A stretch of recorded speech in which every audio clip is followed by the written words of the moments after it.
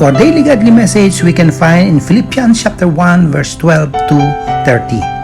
The title of our message, Reasons to Rejoice. In the account of his conversion, Surprised by Joy, C.S. Lewis describes joy as a pointer to something other and outer. The joy Paul writes about in the first chapter of Philippians serves the same function. Given Paul's circumstances, we may be surprised to read that he rejoices.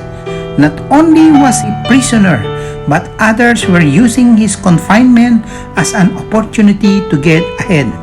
They seem to view the gospel ministry as a competition. It is true that some preach Christ out of envy and rivalry, but others out of goodwill.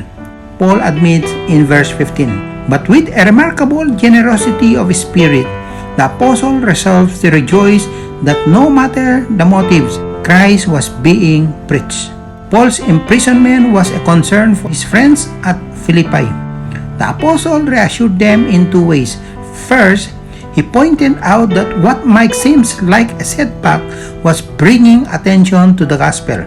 How? Through Paul's ministry to the palace guard in Rome and by the preaching of others. Second, Paul assured them that their prayers would make a difference. He expected their prayers, along with God's provision of His Spirit, to turn out for my deliverance. Note how Paul defines deliverance. For the apostle, it means the courage to trust that Christ would be glorified by whatever happened to him.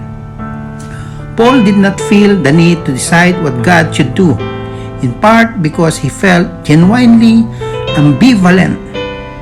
As Paul puts it, "For to me to live is Christ and to die is gain."